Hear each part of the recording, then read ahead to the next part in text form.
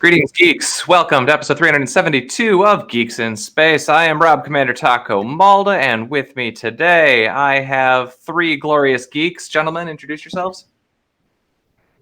We're doing alphabetical order, right? Yes. It's more fun than date of birth. So, my name's Chris DeBona. Hello, I am in San Diego. You are listening to me talk. I'm Nate Ostendorp. And I'm Rob Roseboom. Did everybody have a lovely weekend?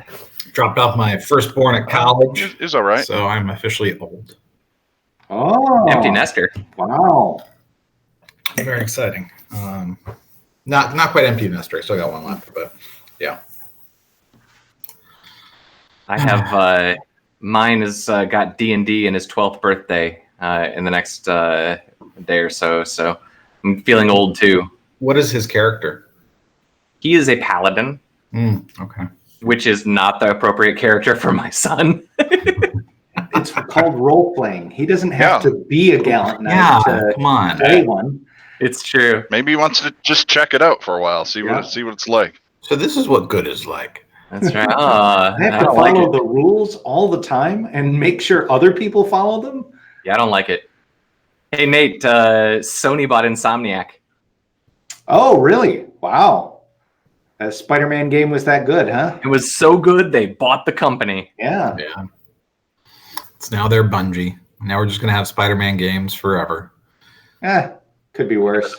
Spider-Man, Fall of Goblin, Spider-Man. Reach. Every game that I have played in the last 5 or 10 years, it is the one game that makes the long travel from one place to another almost as much fun as the thing that you do when you get there. That's how my 5-year-old plays it. He's just like, I'm to go to that dot over there. Okay. Whoosh, whoosh, whoosh. Well, I look forward to the Spider-Man Farm Simulator coming soon. Spider-Man Bill. The other one, Valley. He puts organic, fertilizer in his webs. And he just, seed. Yeah. The other one that I was thinking about for you, Nate, is Kerbel 2 is coming out. I like the Kerbel. Who doesn't? I've never played the Kerbel, and I feel like I ought to. It was way harder than I thought it would be. I thought rocket science was going to be easy. After all, they have all those idioms about how easy it is. Right. Yeah. Right. I mean, we figured it out. Surgery, We figured it out in the 50s, and then I figure after that, it's basically just been done. That's a solved problem, right? It's seriously like I Love Lucy and rockets. How hard can it be? Mm-hmm. I saw there's a lot of YouTube clips of people simulating real missions in Kerbel, which I think is really cool. There's a whole YouTube channel of just a guy who's like, here's all of the different Soyuz rocket launches from the 70s and 80s, they're the Mir space station and all that stuff. So all right, watch it in Kerbel. It's gonna take a while. Wow. I enjoy those tremendously, but I have a lot of time in my hand. Can I just say, when I think about the Batesian nerds who are like, now that I have a system where I can simulate the space program, I shall now simulate every space program. And until I have simulated every space program, I cannot die. These are the best nerds, honestly. Yeah. I mean, that's the same logic that caused me to get every achievement in Warcraft at one point. Right, exactly. Did you guys hear about the Warcraft waiting lines for Classic? Oh, I've heard. Yeah, I'll send the links in, but they were saying estimated wait time 285 hours. Before you can get on. I mean, they are simulating how it was back in the day. Yeah, but 11,000, 100,000 people in line in front of you, and it's what? No. Oh no. So, yeah. It's I like how they're doing that. I think it's a really cool idea. The problem is that there were 10 or 15 things that came along in later versions of WoW that I just can't imagine playing the game without. But they're going back to nothing, pre-honor system. Going back to all the crappy stuff. So all the quests are you have to touch this thing.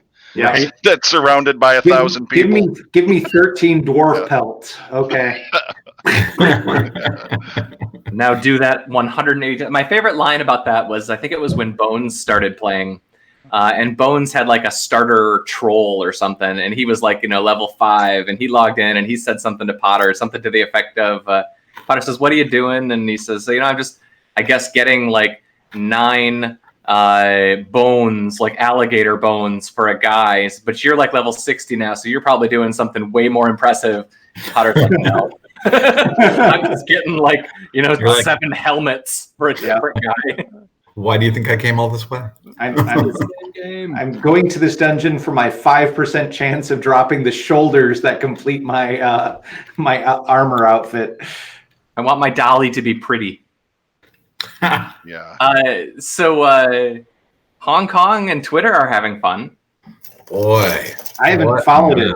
What's going on? So it turns out there are protests in Hong Kong. I have heard about that.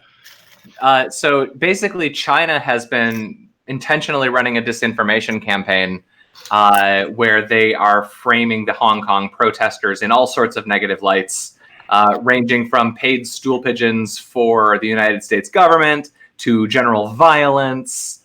But they're running, whatever their perspective on the whole situation is, which may or may not be wholly accurate from an objective viewpoint. But Twitter busted them, and they're actually doing policy changes now where they claim that they are going to stop these coordinated sort of state-sponsored disinformation campaigns, which makes me really wonder what they're going to do about Fox News. But I'm glad that they're taking steps. But I was thinking a lot about this because, like, the problems that they're talking about. I mean, they had this particular situation was like 800 or 900 accounts, and I think they were actually buying ads. They were like doing sponsored ads and stuff. Like they were doing the whole thing, and they were doing all of the exact same things that we had to figure out in like 2000 when like Open Relay proxy servers. And then a few years later, Tor became like the source of all anonymous bane in our existence. Well, what's really funny is if you think about it, these 900 accounts buying ads, posting crap on Twitter, that's literally their business model. So I'm like, this is what makes Twitter great, right? So so they're going to ban RT, they're going to ban Xinhua, they're going to ban all these bot accounts in theory. And it's like, I don't know. I mean, was this really? Well, okay. So to be clear, I don't think that Twitter has the market penetration inside mainland China as other services. I mean, aren't they essentially banned? Yeah. This seems like. I assume this is for international perception, not internal to China perception. I would love to see like what's happening on WeChat and QQ and those like, Taobao, is that the one that they also use? But like, what does WeChat look like right now? Because it's fully observed by the Chinese government, and it'd be fascinating to see. Because remember, we're talking about Hong Kong. Hong Kong is 7.5 million people from the territory, and they were saying that like a full 1/7 of them showed up for the protests in some form or another.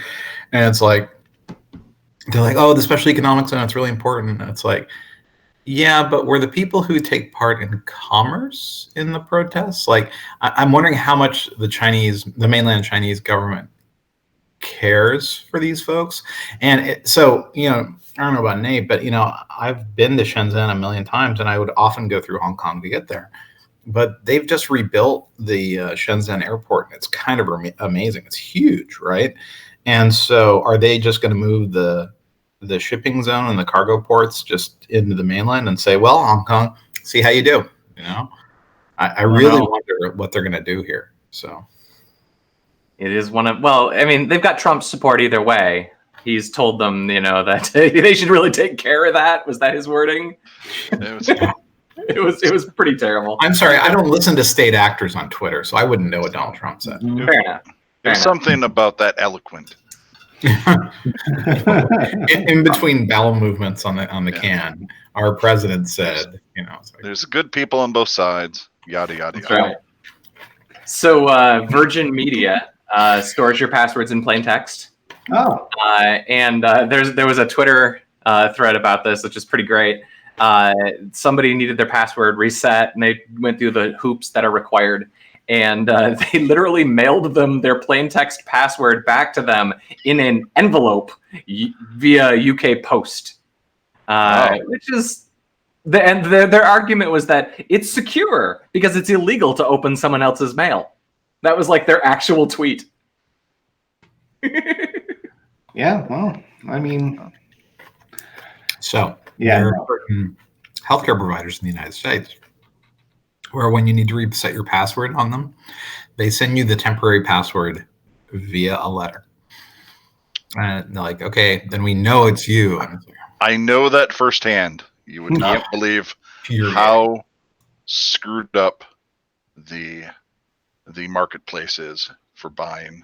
The healthcare industry is amazingly bad. So the question is, so this is Virgin Media, not Virgin Atlantic, not Virgin Trains, not Virgin Music. What even is a Virgin Media? One that has not yet experienced the love of another. Like they just know about the news, they just don't report it.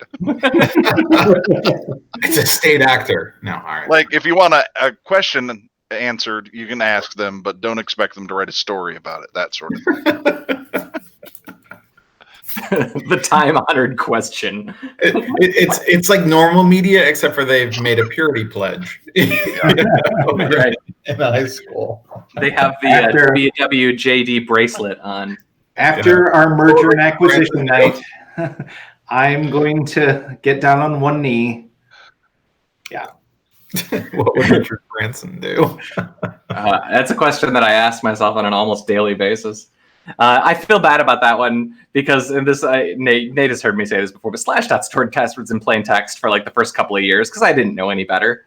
And like we fixed it at some point. That was probably that was not a big. Fixed. That was not like a multi-month fix. That was like a okay, we'll one-way hash it and check that instead. You got it in the 3 places where I needed it. You're done. But yeah, it was definitely broken for longer than it should have been. But I mean, that's one of those things that like you don't know if you're not like a security person. Wait a second. In the 90s. Even in the 90s, I have never stored a password in plain text. I did store literally never happened. I did store it with a static seed encrypt. That I've done that before. Now I have hashed them with what I was pretty sure were insecure algorithms. Sure. And I don't, and I don't mean like ROT 13 insecure, but not far from it. Like yeah. So I shouldn't be too prideful. Is what I'm saying. So I had an article today that I put up there on the Taco Zone with about flying with mini horses as service animals. I did see the news cycle on that. I have not encountered a mini horse on a plane. I mean, how common can they be? Not very. I did like there was a little blurb on why mini horses are better than dogs, because they apparently have like a 30 to 40 year lifespan, and for like they can actually offer like physical support, like you can kind of lean on them. So I was kind of wondering if maybe like I could actually get like a little chariot with 2 mini horses as opposed to like a roadie. And yeah. As long as you have a letter from your therapist, I'm sure that would work. Because I would love to go down the jetway and get on an aircraft in my miniature horse chariot. That's way better than the time that I tried to do it using a bunch of interns on the chariot with the pole on their shoulders. Yeah. They frown on that because they were unpaid. Computer science interns have relatively poor upper body strength. And I am a large man. Yeah, I saw that article, and they even mentioned Lil Sebastian, and I'm rewatching Parks and Recreation right now. So I'm like, of course they mentioned Lil Sebastian. But I guess, they're smarter than dogs. They're bigger than dogs. They have a picture in there. It's like, that would not be a pleasant flight because the horse is like squished into the seat in front of them. I feel like you have to buy a row. You have to buy a row. Yeah. Well, there's two pictures that are great. There's the one where the guy's sitting in the bulkhead seat, and the animal is across all three of the bulkheads. Yeah. And then there's the other one where he's actually standing across 3 seats, and I'm like, you know, there's a point where it's a little ridiculous. You know, well, like a couple of weeks back, John Oliver did a whole bit on a show about it.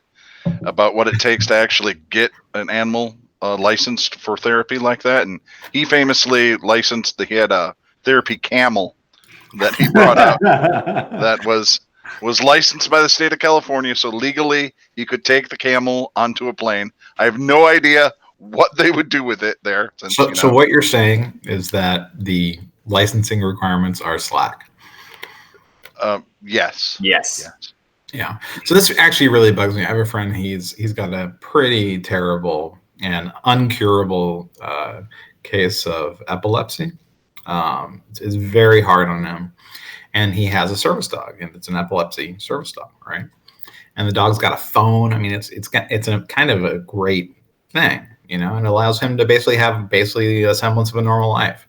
And when these idiots are like, oh, my service camel must come on the plane with me. It makes his life kind of hell, right? Because man, that was what Rob was saying earlier about the service ferret.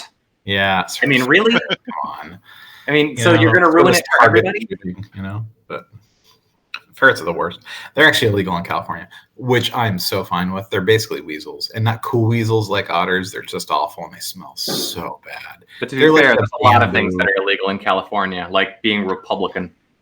No, that's not illegal. I mean, come on. We have Devin Nunes is Schwarzenegger was the governor there. Come on. Yeah, but he was a Republican. Aren't they all Republicans now? That's true. I mean, God damn it, who brung you. I have to bring it up because it's too glorious not to. There was at DEF CON a presentation given on hacking butt plugs. Do you have to? Really? I mean, I feel obligated because it's an article about literally hacking butt plugs. Yeah. Well, the best part about it is the part where he turns it into an alarm clock, and I'm like, okay. That is a hell of an alarm clock. I mean, and he also had to gain physical access to it and actually plug it into a USB charger port, I think, to actually do it. And I feel like if you're at the point in somebody's life where you have the ability to gain access to their butt plug and its USB port, you have a lot of better options in terms of messing with them. At least it's not an over the air. At least it's not an over the air exploit. That would crater my world. Serious lifestyle changes for Nate. And we should share. At least this way we can still feel secure. Yeah, exactly. We should share with our viewers. All I got to do is lock it up. All I got to do is lock it up. Then we're good. We should share with our viewer, who somehow is both a viewer of our fabulous cast here and also hasn't already seen this story, the name of the talk, which was Adventures in Butt Plug Penetration. Of course. We have some of these slides. Fantastic. We have a viewer. The picture of the butt plug that's been opened up, it's kind of violated. It's kind of Cthulhu-esque. Don't open it up. Don't do it. Don't open it up. Nope. This is only regrets. I like also that. Also, there's just exactly what can you do once you hack it? Dude, send messages in Morse code. The screenshot what are you going to do? Clearly states that it can be weaponized. I see. It's amazing. Okay, and I had one other thing that I just had to share for purely selfish reasons. A tragedy has occurred in California where being Republican is illegal, according to Chris DeBona. A man has died after competing in a taco eating contest. This is a Taco News exclusive. Yep, it's breaking taco specific news. He downed in our zone, if you will. Apparently 73 tacos. That is too many tacos. Yeah. Which, tells you, of course, that the limit is 72. That if you are eating tacos, that's where you. Fresno. Many people aren't aware of the risks of overeating tacos and the risk of death, and so this really should be a warning. Let him not have died in vain. Right. Stop before 73. I thought 50 hard-boiled eggs was impressive, but 73 tacos. God, I'd hate to be these people. That's a hero. Did he rupture internally? Did they say what caused the death? I'm reading the article now. I really hope they didn't say. Because it reminds me of the woman who died a few years ago in that water drinking contest. Yeah. It turns out a water drinking contest is a bad idea. Yeah. Turns out a gallon of anything is bad. It's so funny, guys. So the autopsy hasn't. Well, wait. No, it says the autopsy will be done on Thursday, and so has that happened yet? Oh man, there's big follow-ups. We have to do the follow-up on this. Yeah, we'll follow up next time. This is breaking news. But they said, quote, it was like he had never eaten before. Quote, he was just shoving tacos down his mouth without chewing. He said Hutchings collapsed and hit his face on the table about 7 minutes into the contest, then fell to the ground. The eating contest ended immediately. So maybe this isn't, taco eating. Maybe he just had a stroke. Or it's taco adjacent. No. You guys are not letting me finish. This is very important news analysis. I think this is suicide by taco eating contest. Ooh. I think he went there wanting to die, and he was like, couldn't afford a gun. Didn't have any pills. There were no cliffs because Fresno's pretty flat. So he's like, what I'm going to do? Taco death.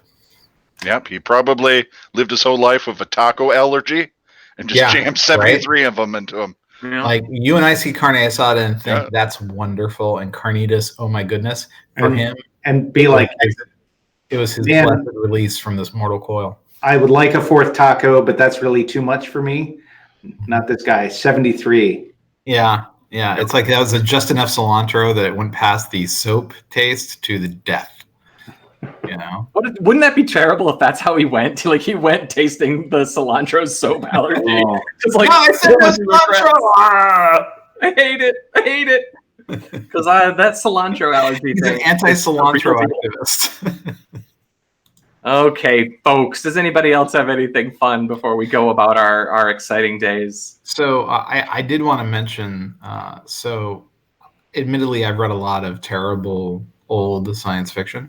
There was a science fiction series called. The name of the character was Gil the Arm Hamilton, and he was a psychic detective who worked for a unit of the UN whose job was policing new technologies. But anyway, classic Larry Niven stuff. Anyway, so Andrew Yang, who is, I guess, a presidential candidate on the Democrat side, he's one of the many below the liners who have no chance whatsoever of making it. He's like, we should form a Department of Technology whose job is to police technology. And sure. So, I mean, he worked on Yahoo, right? So that should. Is that the same Andrew Yang? No, I assume so. No. Who else has money? Who has presidential? Oh, and Nate's out. Nate said too much about Yang. Yep, he got cut off by the Yangs. Now, Chris. Oh, there we go. Yeah, sorry. I was so excited. I was going to Google it and I closed my tab. Yeah, you got yanged. No, he's not the same Yang. Okay, never mind then. He's way too young. I mean, gotcha. But how else are we gonna keep from the Terminators from taking over? It was Jerry Yang, dummy. Oh, that's right. It was Jerry Yang. Sorry, wrong Yang. Okay, wrong. Here's just my little complaint for the week. I watched Angry Birds 2 over the weekend. Why? I'm not sure you have a right. I have a child, and that was what he wanted to do.